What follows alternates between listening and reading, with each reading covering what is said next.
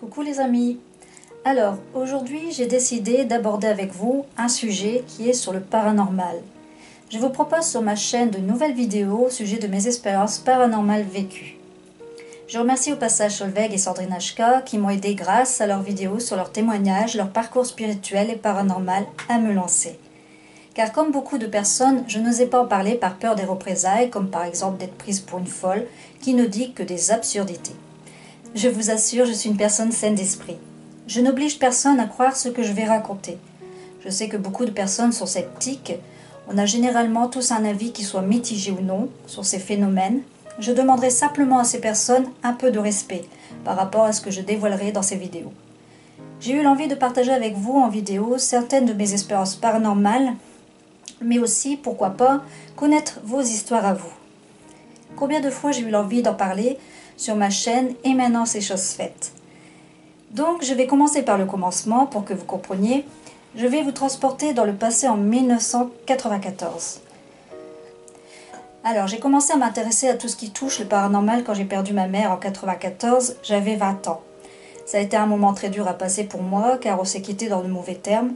Elle me manquait tellement que ma voisine et amie, qui est devenue ma confidente au fil du temps, m'a conseillé d'aller voir un médium. J'étais comme certaines personnes un peu croire ce genre de choses. Donc je décide avec mon conjoint, devenu à l'heure actuelle mon mari, on décide tous les deux d'aller voir ce médium.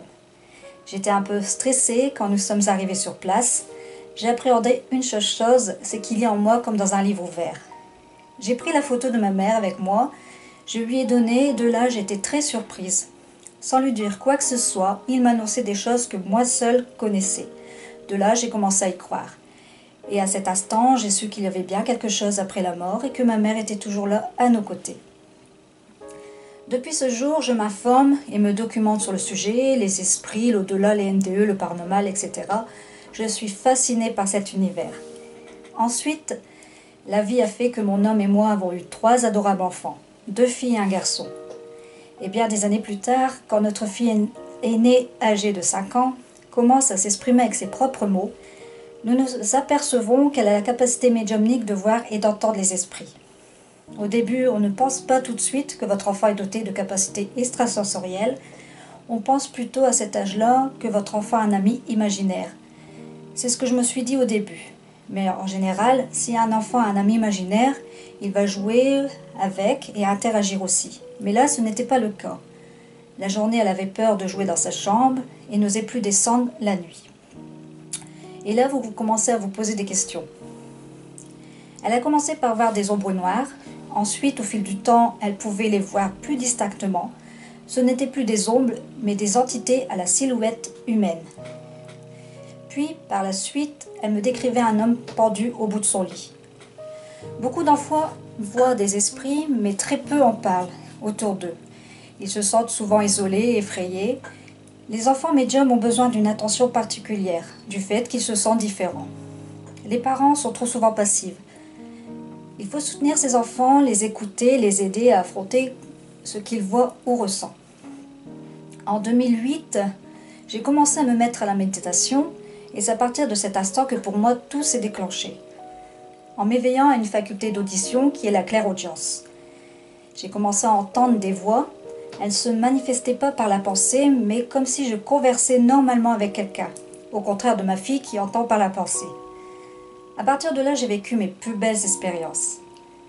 De là, l'idée m'est venue de créer un forum sur le paranormal, ainsi que de tenir un journal de bord, que voici, dans lequel je dispose un compte-rendu de mes expériences, tels que mes rêves, je note les rêves qui me parlent le plus, mes émotions, ce que j'ai pu ressentir lors de ce rêve. Le rêve est un outil précieux que l'âme utilise pour transmettre ses messages. Bon, bien sûr, ce n'est pas des rêves prémonitoires, c'est dommage, j'aurais bien aimé d'ailleurs. À l'inverse de ma fille, en fait. Je vais vous donner un exemple. Le jour où elle a passé son code, quelques jours auparavant, elle avait rêvé des questions qui allaient passer au diapo. Mais malheureusement, le jour de l'examen, elle ne se souvenait plus du tout des questions qu'elle avait vues en rêve.